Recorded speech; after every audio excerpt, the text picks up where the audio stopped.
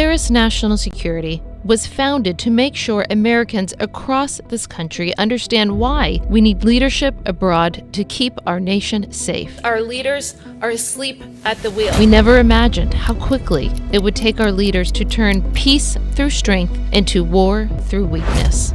The economic sanctions that we put in place in the Trump administration have not been enforced. In just a few short years, we've lost Afghanistan to the Taliban. Taliban taking Kabul. We've seen war break out across Europe for the first time in decades. The Russian invasion has begun. We've seen hundreds of Israelis and Americans murdered by terrorists. Israel tonight is at war. While some in our nation cheered them on.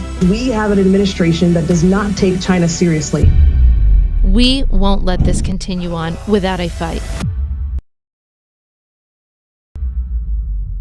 Traveling across this country, we have seen just how much our fellow Americans care about national security and care for a strong America. Polaris is fighting back for an America that leads again and wins again.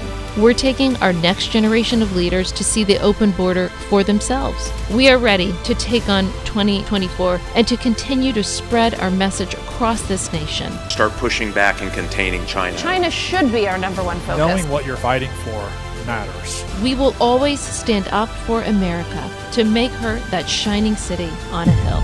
We have to take our country back. This administration is simply not serious. The fight is just getting started. Will you join us?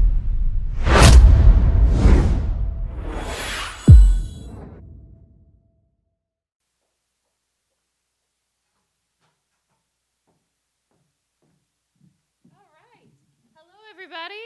Thank you so much. So nice to see you. I want to thank everybody who's in the audience today. Also, we have a lot of people around the country who tune in on live to watch these live stream, to watch these important national security discussions. So thank you to everybody for taking time out of your Friday afternoon to come hear this. Thank you to everybody who's tuning in, again, around the country online. We're going to have an important national security discussion for an hour. I'm Morgan Ortagus. I had the distinct honor and privilege to be President Trump's spokesperson at the U.S. Department of State. For the last 2 years of his administration, I've also been on Fox News for many years, and I'm the host of the Morgan Ortagus Show on Sirius XM, Patriot Channel 125 every Sunday from 11 to 1 East, and we'll have Eric on the show this Sunday as well. I have some former Trump administration colleagues with me, so we're going to kick this off. Happy Friday, and we're going to get started right away. So first of all, we have a special guest who's going to join us for one or two questions today. Tony Weed, welcome. Let's have you join. And we'll just call everybody up. Let's get them all on stage. We'll also have, of course, former Trump DHS Secretary Chad Wolf and, of course, Eric Hovde.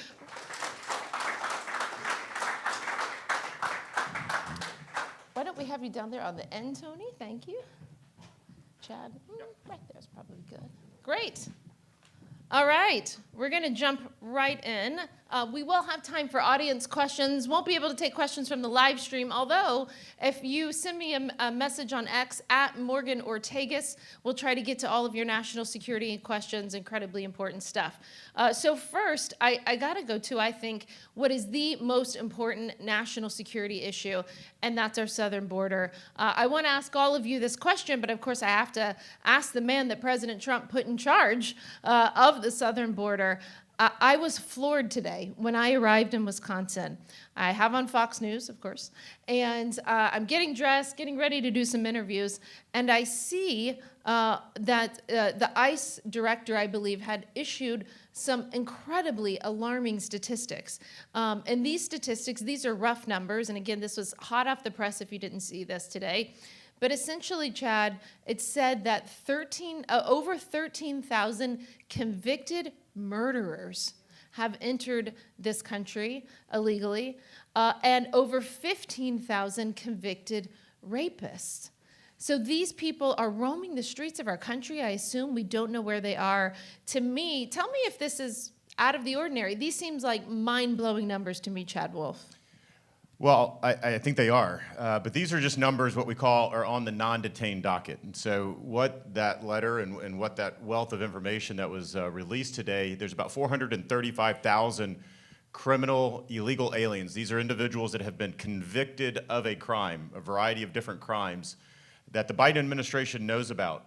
And instead of detaining these individuals and then removing them out of U.S. communities, they put them on what we call the non-detained docket, and it means just that. They're non-detained, right? Which is to say they get an ankle bracelet or they get some other mechanism that says, please continue to check in with ICE as you can, and you can imagine what happens. A lot of them never check in. A lot of them will abscond and we'll never see them again. And so the number of non-detained dockets, the overall number has more than doubled. We're at over 7 million individuals that are on a non-detained docket. Those are 7 million individuals that are inside the U.S. communities, and about 600,000 of those are criminal aliens of one kind or another. So I think this is interesting. There's a lot of numbers I can throw out at you, but if you remember the Biden and Harris administration, they said, we're not going to really remove a lot of people, but who we are going to remove are the dangerous criminal aliens. But yet these numbers will tell you they're actually not removing them. And in fact, they're in U.S. communities here in Green Bay and elsewhere. And so it goes back to what we saw in 2019 when Vice President Harris was running for president. What did she say she wanted to do? She wanted to really cut ICE funding, and she wanted to close every detention center. Well, they've been successful on that second part where they've closed a lot of detention centers. They are utilizing the fewest number of detention beds than we have ever seen. And so I'll end on this. So you have the highest illegal alien population here in the United States that we have ever seen in the history of our country, and yet at the same time, you have the lowest number of removals that we have ever seen in the history of our country. Those two things are not compatible. Those two things should not, they shouldn't be like that. And instead, we should be removing dangerous individuals from our communities. And the Biden and the Harris team, they just have a different view of that, and it's a view that's been ongoing for 4 years now. It's kind of unbelievable. I almost don't know where to start, Eric. But whenever you look at, I remember at a time, especially in President Obama's second term, when he actually had some of the highest deportations for any president at the time. The Democrats did not used to be as far left on this particular policy issue as they are now. And even when you look at it from a polling perspective, the vice president, the president, they are trailing double digits behind on this issue. So clearly, this policy issue of not securing our southern border there's a polling and a political ramification as well. But one of the things that I noticed, and I know you've been to the southern border as well, one of the things that I noticed when I was just there 2 weeks ago, I was there with Lara Trump and Pam Bondi, who Chad does a lot of work with as well, the former Attorney General of Florida. And what I noticed, I almost don't know if I want to call it an open border anymore, because the truth is, someone does have operational control of our southern border. It's just not us. The cartels have operational control of our southern border. Eric, what are your thoughts on this, and what can we do about it? Well, first of all, every state's a border state today. Let's be very clear about that, because a lot of times people ask, well, Wisconsin, do you really feel the impact? And Wisconsin's feeling the impact like everybody else. I actually have a strange term, but you'll understand why I call it this, the open border, and that is the rotten onion. Now, why would I call it a rotten onion? Because an onion has many layers to it. And let me walk through real quickly the different layers. If we're bringing in at a minimum 10 million, but more likely 16 to 20 plus million illegal immigrants, you're compounding the issue of housing and health care for our own citizens, because we already have a shortage of housing and healthcare accessibility has gotten very difficult. Second issue is what we're talking about, the criminal elements that have come in, and it's astounding that we've allowed these people into our country and to roam free. Third, as you well know and have talked about in the past, they've caught, about 350 people on the terrorist watch list. That's what they've caught. So how many terrorists, potential terrorists that have come into our country that we didn't detain? 5 times, 7, 10, 20 times that amount? I like to say the stupid terrorists, they're the ones who get caught. Yeah, exactly. Then the fentanyl crisis. Look, this poison's produced in China, sent to the drug cartels in Mexico, and brought up over our southern border. We lost 108,000 Americans last year, 112,000 Americans the year before. It's the #1 leading cause of death of young Americans from 18 to 45. You know, I just threw out a lot of numbers. Let's put those numbers in perspective real quickly, if I could. During the Vietnam War that went on for 19 years, major conflict for about 7.5 years, we lost 58,000 American soldiers. There were protests on college campuses, and the press wrote about it literally every day. And yet we're losing almost twice that amount from this poison that's brought up over our southern border. Now, the last issue is one that I know all too well about because I've been fighting against sex trafficking in this country and around the world. I have HUVD homes. They are homes for abandoned children, children sold into the sex trade that we rescue, or even rescuing children out of slavery in the case of Ghana. I have 4 in Africa, 5 in Central and South America.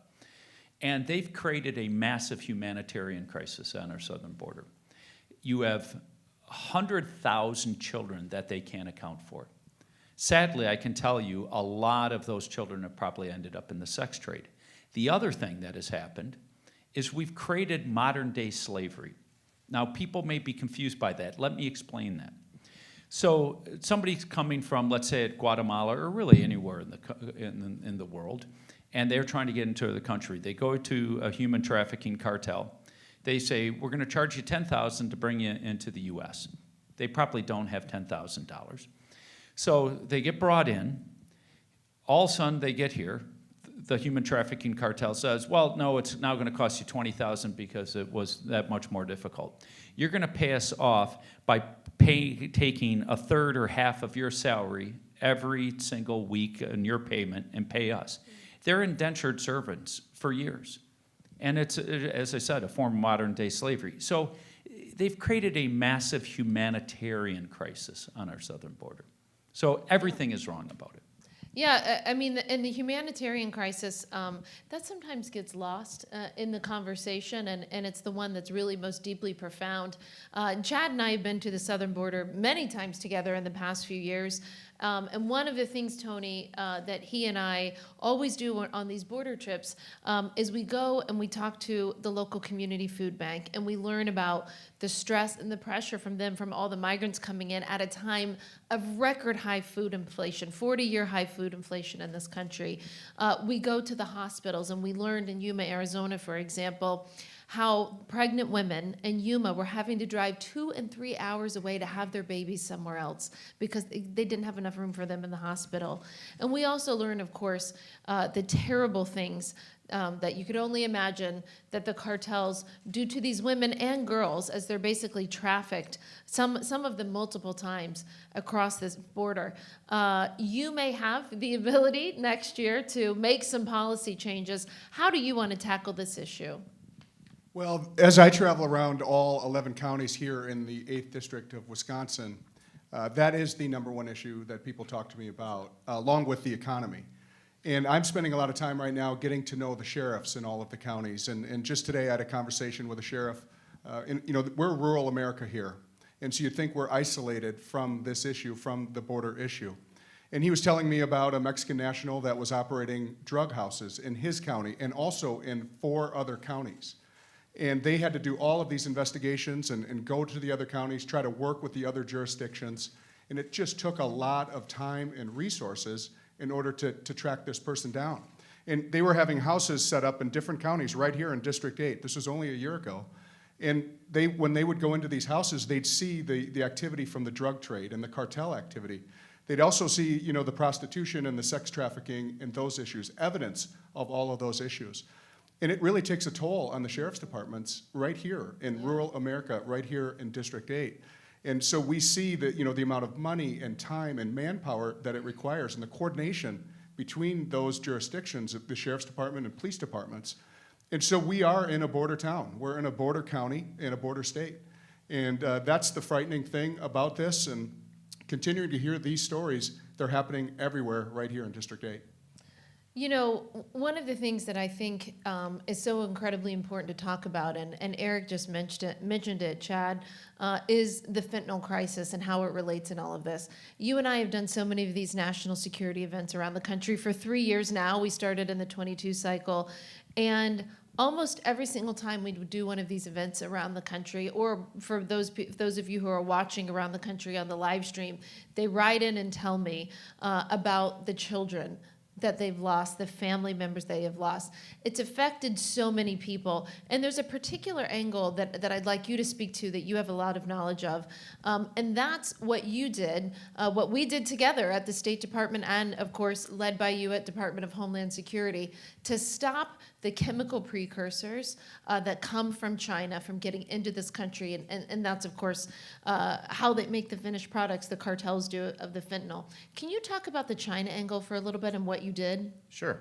Well, Eric's exactly right. The precursors come from China. They were coming into the United States in 17 and 18. We actually worked with Congress, as crazy as that sounds. We got a bill passed where we actually were able to reduce those precursors coming in express consignment, the FedExes, the DHLs of the world coming directly into the United States. And as such, they started going to Mexico, and then that continues to this day, and they're coming across the border. But everyone on the stage is correct, right? 100,000 Americans are dying each and every year for the past 2 years. We'll probably see similar numbers this year as well. There is nowhere in the world that many Americans are dying. And yet, the cartels should be public enemy number one. The total focus of the federal government should be, how do we defeat the cartels? How do we stop this poison from coming across our border? And how do we do it very quickly? President Trump is certainly committed to doing that. We took a number of steps, as Morgan indicated. But President Biden has taken so many things off the table throughout the course of these last 4 years, where if you're the president of Mexico, you have no incentive to do anything more than what you're doing today, which is hardly anything, right? Because President Biden has said, I'm not going to designate the cartels as a foreign terrorist organization, which Mexico doesn't want to happen for a variety of reasons. I'm not going to authorize the use of military force against the cartels. So as he takes all these things off the table, he reduces the leverage that you're able to place on a government like Mexico to say, hey, we want you to do more, and if you don't do more, then we're going to do X. Because that's what I found, and I think Morgan was referring to this, over the course of 4 years at DHS, it's very, at least with Mexico, it's very transactional. We didn't get a lot of success sending demarches back and forth between DC and Mexico City and talking foreign policy talk. It was, we'll do X if you do X. Yeah. And President Trump was very clear that we're only going to do X if it benefits the United States somehow, some way. And somehow we've lost that over the last 4 years. And I will just say the cartels are multinational organizations. They are businesses at the end of the day. They care about one thing and one thing only, and that's profit.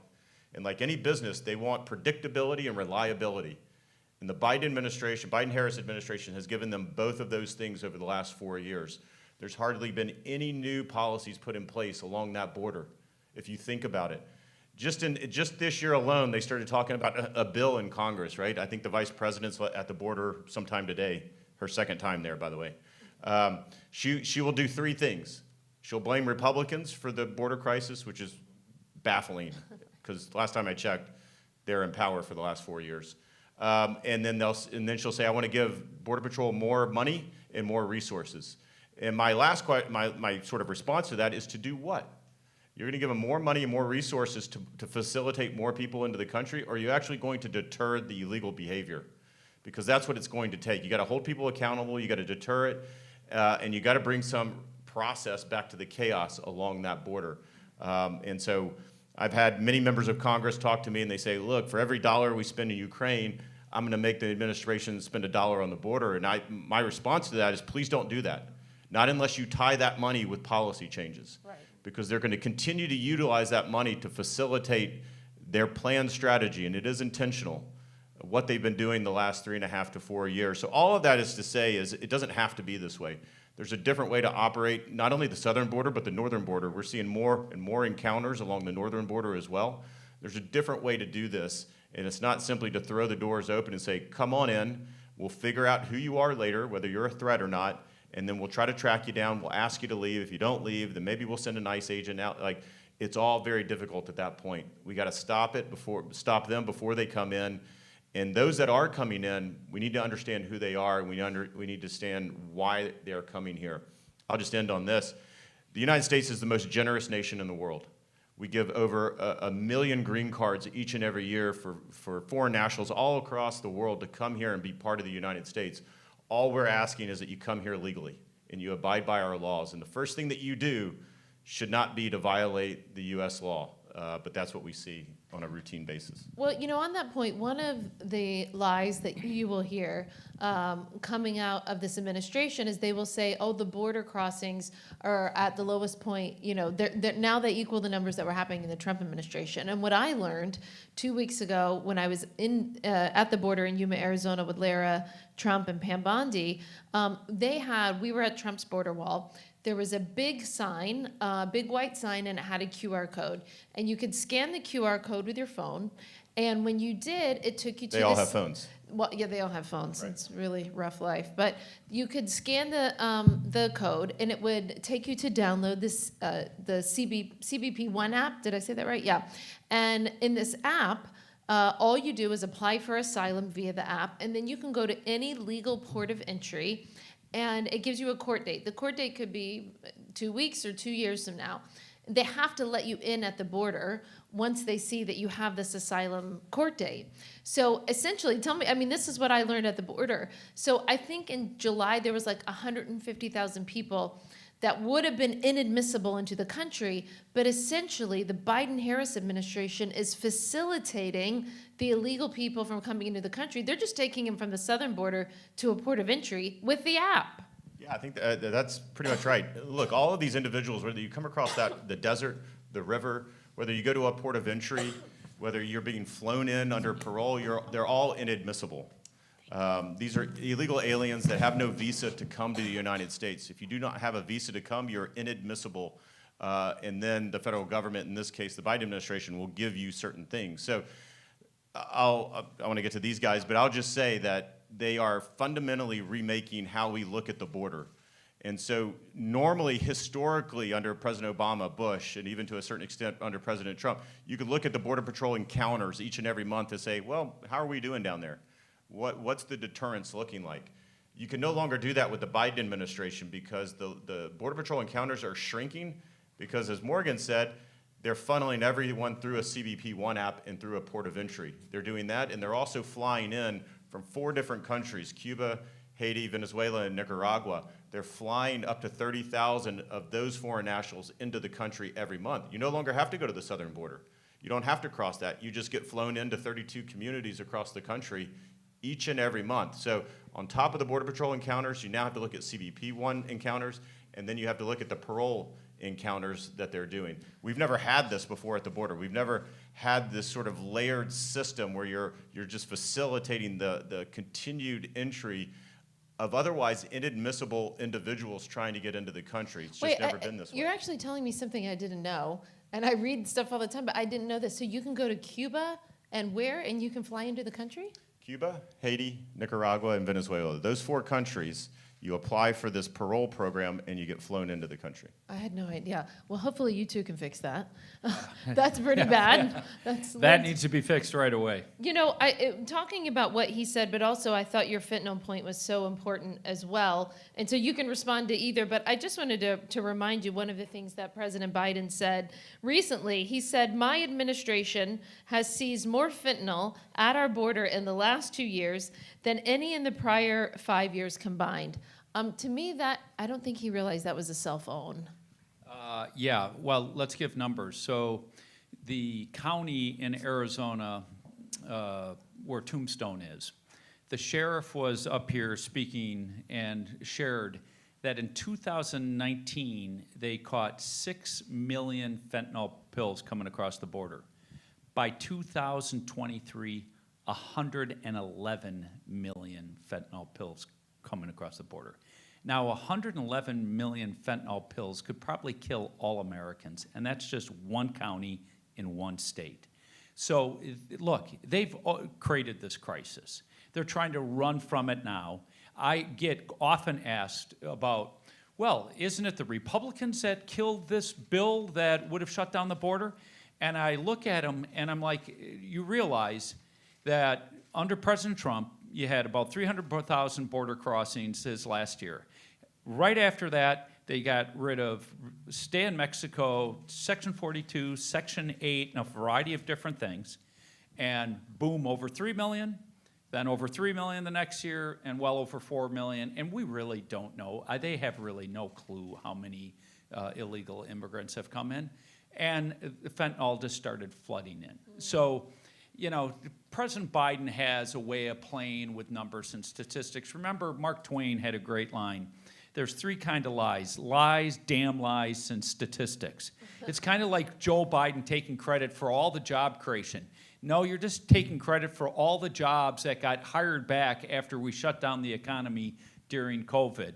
But, you know, it's the same thing with fentanyl. Oh, we're capturing more fentanyl. Well, that's because probably 20 times the amount is flooding into our country. Yeah, exactly. We'll get to Tony. 2 things I want to bring up based on what Eric said. I think it's a great point, which is to say, during the Trump administration, essentially we had no new laws. Congress didn't pass any bill other than some appropriation bills during those 4 years that gave us any new authority along that border, but yet we're able to secure the border, right? Because it actually just takes some leadership, and it takes some will, and it takes using the authority that you have. They don't want to do any of that. So they can obviously secure that border. And then to build off of what Eric said, they took 94 executive actions in the first 100 days. That and that alone caused this crisis. So it's like, you know, it's like my son saying, you know, I broke the chair, but I fixed it. Well, you don't get credit for fixing something you broke, but that's what they're trying to do. They're trying to, we're fixing it. Well, you broke it. Yeah. You didn't have to do it. Had you not done anything, had you not just kept some of the policies in place, it would have turned out a lot better than what we have today. And so at times they act like, you know, teenage children. Well, and they're not even fixing it. It's like they're like half fixing the chair. That's a good analogy, though. We are going to get to your questions in the audience, of course. Tony, I know you have a big debate tonight, so I'm so glad that you're sticking with us and talking to us about this. One of the things that we have seen around the country is these Venezuelan gangs. You know, I mean, these countries are not stupid. They're not sending their best and brightest. They're sending, you know, and not all, obviously, but we have seen an uptick in violence in this country in many of our communities from Venezuelan gangs. One member was arrested for sexually assaulting a woman and injuring a small child here in a small town in Wisconsin. So what do you think Congress needs to do just simply from a crime perspective to protect your fellow citizens here in Wisconsin? Well, I think it all comes down to leadership. You know, when President Trump was in office, we had a drastic reduction in border crossings and with illegal immigrants and with the crime.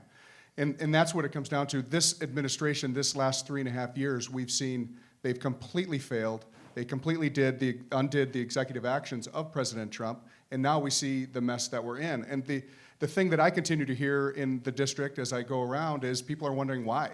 You know, why did we change something that was actually working? And now we're in this mess. We have folks that are illegal immigrants from Venezuela in county jails right here in this district, and you don't hear about it. But when you talk to DAs and judges and sheriffs right here in the district, they're talking to me about it. And it's a huge concern. It takes resources to house them. They don't know what to do with them.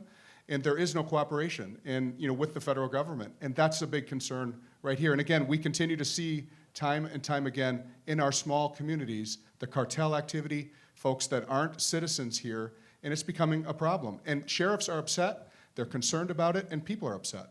You know, Tony, I think this combination of some of the policies that the left wants to pursue to defund the police, when you combine that, not supporting local law enforcement, when you combine that with flooding our communities with gang members and other illegal migrants, it's just been a devastating cocktail for this country.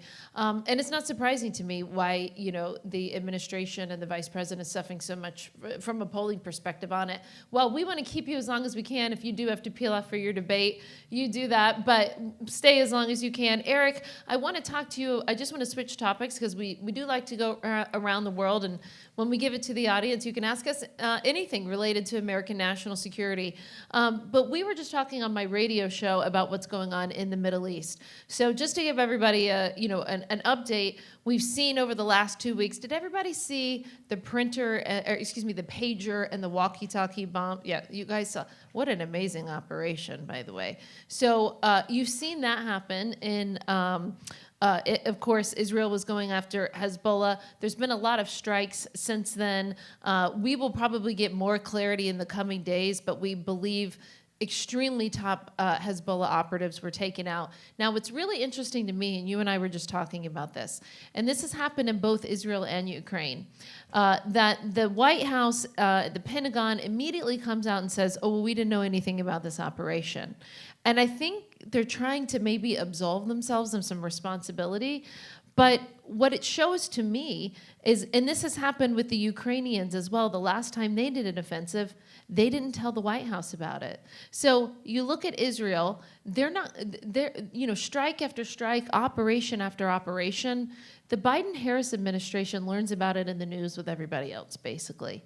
So why is it, do you think, that our closest allies and friends, people that we are sending military aid to in both the Middle East and Europe, why don't you think they trust the Biden-Harris administration to even tell them about the operation before it happens?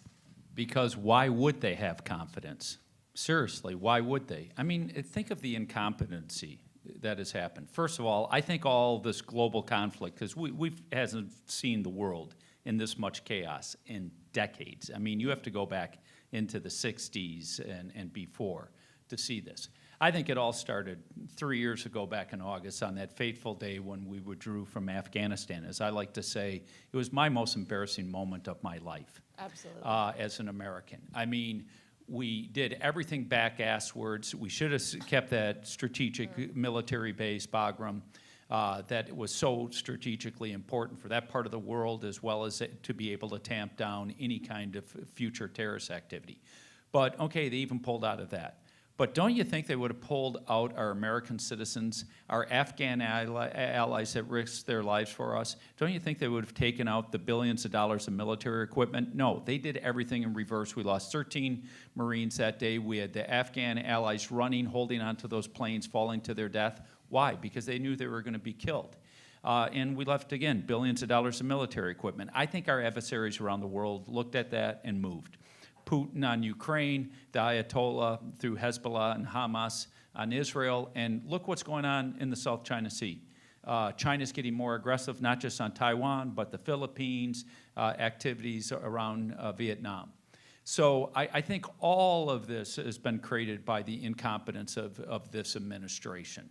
As it pertains to the conflict in Israel, I think it's really important for people to understand that the media wants to try to frame it as a conflict between the Palestinian people and Israel.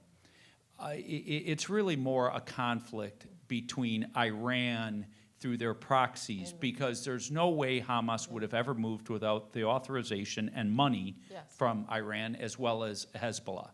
So that is what started that. And my guess is Russia was prompting them to do it.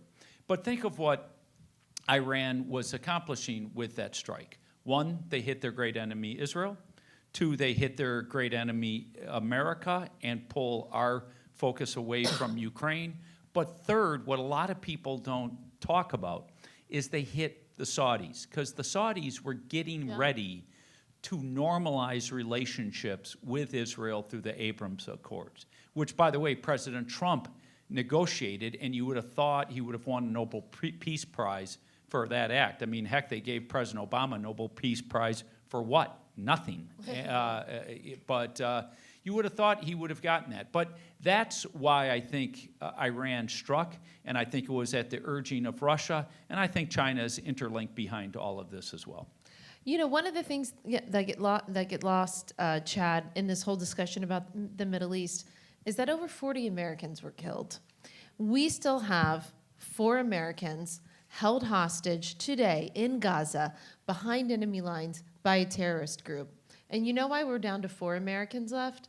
Not because we got someone out recently, but because Hamas shot a young American man in the back of the head. And when I think about Israel and the Americans that were killed and are still held hostage there, when I think about Afghanistan, as Eric just talked about, we never got a number, still to this day, from the administration, for how many Americans and how many allies were left behind. And in the Trump administration, you and I certainly didn't have this on our bingo card, but we had to deal with COVID, a 100-year pandemic where we had to get 100,000 Americans from around the world. We had to get them home. So I think it's important. I want you to talk about the Middle East and your thoughts in general, but I think it's important to remember when they chant death to Israel, they chant death to America in the next breath, and they mean it. Well, absolutely. I mean, this idea, as Eric said, of leaving Afghanistan, you're going to leave, obviously, your allies and equipment home, but get Americans out. It's very easy. It's not very easy, but it's doable. We did it during COVID. We rescued Americans all across the globe and got them back to the United States. It's not only doable, you should obviously foresee that. For me, it goes back to leadership, right? I think throughout the Biden administration, I think we have lost or given up, I think, 6 different embassies across the world, U.S. embassies. We've had to evacuate because the stability of that country has gone, and of course, America's not leading anymore. And I think that's telling on so many fronts. And so I think back to President Trump's leadership, and I think about it just doesn't need to be this way. When President Biden, I think he actually boasts. He boasts about not talking to Vladimir Putin for 2 years now. And you think to yourself, what are you doing? How is the United States supposed to lead if you're not engaging all leaders across the world, even the ones you don't like? I get it, you don't like him. But you got to engage if you want to actually lead. What we continue to see is we lead from behind. This administration, as Morgan said, kind of sees what's going on. It's like they're a bystander in this play. It's called The World, right? They're a bystander. They're like, oh, I wonder what's going on. You're like, no. You should be the main character. You're like the lead here. You're supposed to be leading the world, and you're not. And I just see this over and over and over. And why isn't Israel and others telling us about operations they're doing? Because they don't see any leadership. They don't see any leadership. And when you have the vice president talking about a 2-state solution, that's like a debate from at least a decade ago. I mean, maybe 2 decades ago at this point. So I'm not really sure what she's talking about. They're like, yeah, we don't want to have that. That's not our approach. And so they're going to continue to leave us in the United States under this administration behind because they see no leadership there. They don't see a willing partner, and in some respects, I don't blame them. So I can monopolize the rest of the hour. I do want to give you guys in the audience a chance to ask questions. We've gotten through the southern border. We talked about China a little bit, the Middle East. But do we have a microphone? And as we're getting the microphone, just raise your hand if you have a question. For those of you who are online, send a comment, send a like our way. Hopefully you are enjoying this live stream. Okay, who has a question for any of us? Right here, this man, and first one to raise his hand. What's your name and what's your question for us? Could I stand up? Yeah. Go ahead. Thank you, sir. Jeff from Grand Chute.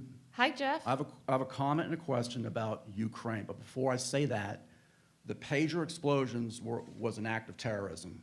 It violates the rules of war. It was you don't know where those things are going off. They could be blowing up in homes or grocery stores or airplanes or hospitals. Oh, no, I totally disagree with you. I think it was one of the most precise and targeted operations of terrorists that we've done.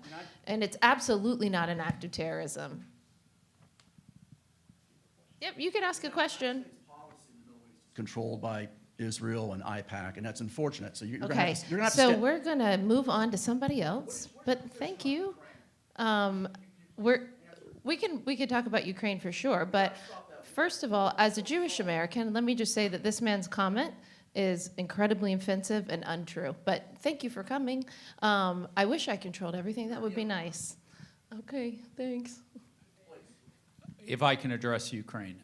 I think, again, the mistake that happened with Ukraine happened on how we pulled out of Afghanistan. And I will tell you there were huge mistakes beyond that before the conflict even started. The head of Blackwater went to the Biden administration and said, you're getting ready to mothball, I think it was like 17 or 18 F-15s and like 30 A-10s. Those are the tank killer planes. And he said, if you put them in Ukraine and taught them how to fly, then Russia may never attack. And they wouldn't have air superiority. So I think there's a number of things that could have been done. What do we do now? And so as it pertains to what do we do now, look, I would like to get to peace. I am very concerned of what's going on in Ukraine because we may wipe out a generation or two of Ukrainians. And I remember listening to Senator Rubio, who did a call with a group of people and basically said, this is right after the conflict started. He said, one of two things is what intelligence are telling us, that Russia will use gases and other chemical weapons, kind of like what was used in Syria, and it's going to cause mass human tragedy and loss of life. Or it's going to be a long, grinding war that will slowly pulverize one city after another. And I'm worried that we're getting to the point where way too many Ukrainians, a generation or two, will be wiped out. So I do think we have to get to a point of peace. I would like to get this resolved. I'm concerned that it keeps escalating, just like what's happening into the Middle East. I'm encouraged by if President Trump is successful. I think he wants to try to get a peace deal done as quickly as humanly possible instead of just letting this war just continue to escalate on. I actually think that he and President Zelensky met today, and President Trump reiterated, what you just said about that. It does nobody any good for any of these places, whether it's in Ukraine or in the Middle East, for these prolonged wars. I mean, we saw that for 20 years of wars in Iraq and Afghanistan. So thank you for that thoughtful answer. Anybody else have a question? Yes, sir. Right behind, right there with the black shirt. Yeah. Hi, my name's Steve. Hi, Steve. I've got a question for Eric, if you would. As a junior senator, what are your first three things you're going to do in January when you take that oath? First thing is we've got to work on fixing the southern border, closing the southern border, taking all the actions that we possibly can do. Obviously, a lot of it's through the executive branch and what they can do, but we really have to get at the fundamental laws of immigration and asylum laws. We're the only country in the world that has this, by the way, where if you step into our country, you can claim asylum and have free run in the country. As Chad mentioned, you may get a hearing in 2 weeks or 2 years, and you're roaming around our country. So we need to get addressing that. Obviously, what I've been talking about from day one is the debt crisis we have. We are already in a debt crisis in this country. We have $35 trillion in debt. The interest costs on our debt is $1 trillion a year. That's bigger than our Defense Department budget. It's really important for people to understand when you look at the great societies of human history, how have they always failed? They first lose their moral compass, and then they bankrupt themselves. That's what happened with the Roman Empire, the Dutch Empire, the different empires in China, the British Empire, and we're following down that path. So we really have to get at and tackle the deficit spending and the debt we have. And there's a whole host of policies, deregulation, welfare reform that we need to put in place to get the economy moving as we're reducing federal spending. After that, look, our healthcare system's broken. Obamacare promised that they were going to fix the cost of healthcare, and what has happened? Healthcare costs have only risen more dramatically, and equally important, the access to care has continued to collapse. We've allowed monopolies to be created. I mean, there are so many problems that are unfolding with our healthcare system. And I'm the last year of the baby boom generation. I turned 60 this past year. In another 5 to 10 years, as the baby boom generation, the oldest age is 78, they're all going to be hitting a point of using acute care. And if we don't get our healthcare system fixed like now, it'll break for everybody. So I would say those are my top three issues as a junior senator. Thank you. All right. We have one right down here in the front.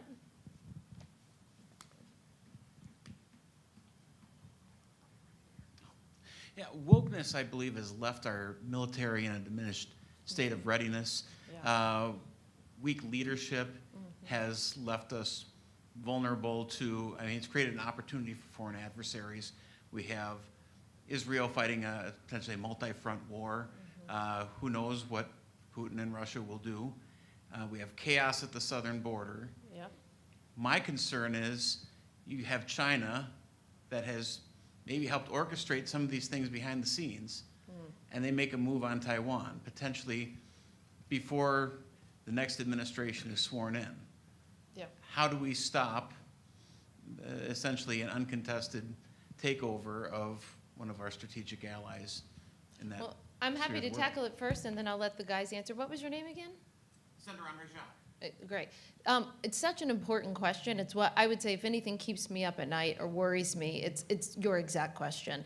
While we are, as you said, we have problems, historic recruitment problems in our military for wokeness and the COVID shot and all of the things that you just talked about, and all of these things happening around the world.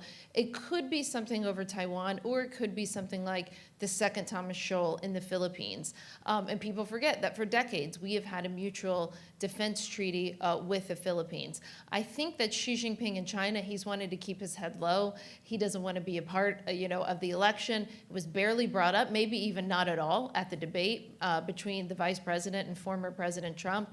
And I think that's what he wants, yet it remains an existential threat, to the United States.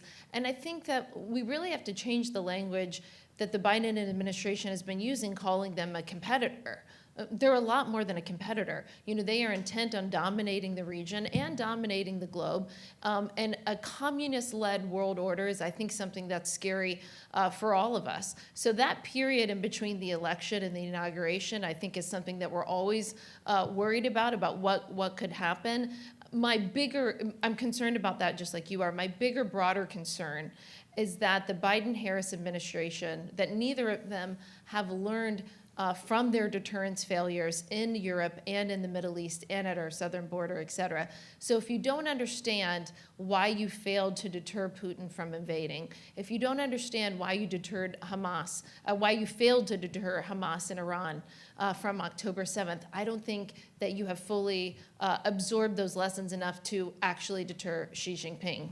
Yeah, I think your first point that you brought up is a great one, right? You talked about wokeness in our military. And the military is there to, in my mind, unfortunately I didn't serve, is there to do two things, right? It's to deter, but when deterrence doesn't work, it's there to win a war and win a battle. And that should be their only concern.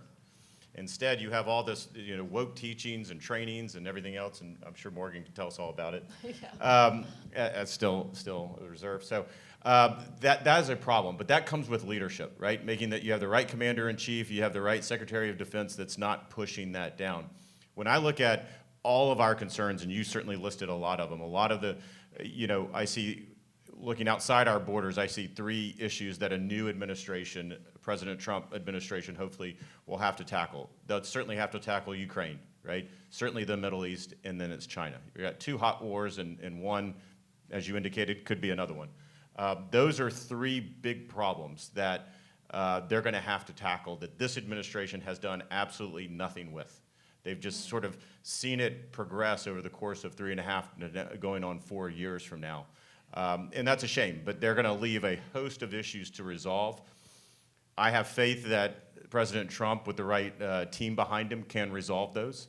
And so I'm a little bit more optimistic about what that's going to be. And I think a lot of foreign leaders like Xi Jinping and others are going to look and say, look, we've got a new commander-in-chief running the U.S. military and leading the United States, and I think that's going to, have them think twice. I'll end on this. One thing that we heard throughout the Trump administration was President Trump, he's so unpredictable, and that's, so terrible. We don't know what he's going to do from one day to the next. Great.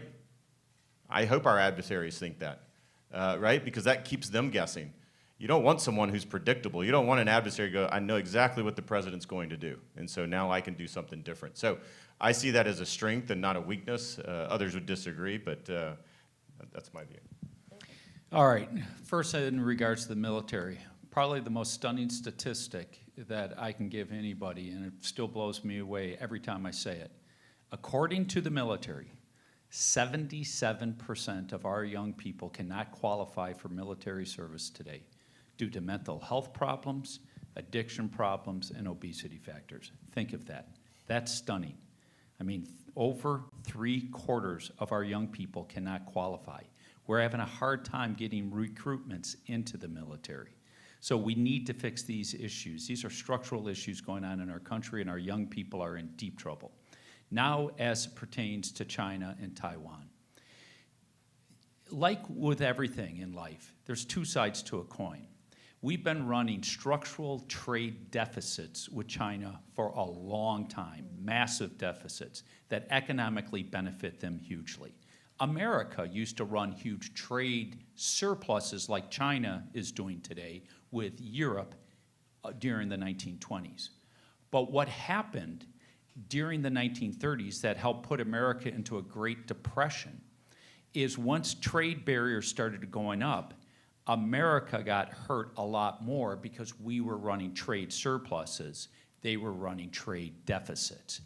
If we all of a sudden said to China, you go into Taiwan, we're going to shut down all trade, it would crater China's economy. I mean, they're already in a very weakened state. Youth unemployment's 28 to 30%. You really can never gauge anything with China because they lie about their economic numbers terribly. But their economy is in a world of hurt. They just came in with a huge economic package to try to revive them. They have a housing crisis that is so much bigger than our housing crisis ever was. I mean, they got like 50 million excessive units, and their population is declining. And now because of re-onshoring back to this country, it has really hurt them economically. But if we came in and said, we're shutting all trade down, or we're gonna increase tariffs by 100, 200%, they're so hurt, it's not even funny. So I think that's how we prevent a war. I would like to take actions to prevent wars, because wars are bloody, the loss of life. I never want to see war. So let's try to figure out a way to avoid wars in the first place. Well, I'm getting the hook, but if anybody has time for one more quick question for Eric, happy to give him. Yes, ma'am. We'll get a microphone to you. And then I'm sure he'll be around to take any pictures and selfies for anybody else. Yes, ma'am, go ahead. My name is Marilyn, and I have another thing in the military. I'd like something done for our veterans that are, some of them, I mean, we've got some that, my son retired fine from the military last year, but there's multiple older veterans who are still, they're in the streets, they're fighting with the illegals to try to get a place to live or eat or anything. So I'd like something done for the military that used to be a little bit better than how they're treated now. 100%. And do think, I say what's happened to this country in the last 4 years, it's like we have entered into a bad episode of the Twilight Zone, where what is right has become wrong, and what is wrong has become right. Well, think of it. We're giving illegal immigrants cash and housing, and our own veterans are struggling for financial assistance and housing. It's as wrong as you can get. So when I become your senator, trust me, I'm going to be fighting for veterans, not to give illegals cash and housing. All right. Well, that's a great note to end on. Thank you, Trump's Secretary of DHS, Chad Wolf. Thank you so much, Eric Hovde. I'm Morgan Ortagus from Polaris National Security. Thank you for joining us both in person and on the live stream. And listen to the Morgan Ortagus Show on SiriusXM Patriot Channel 125 every Sunday, 11 to 1 East. Thank you.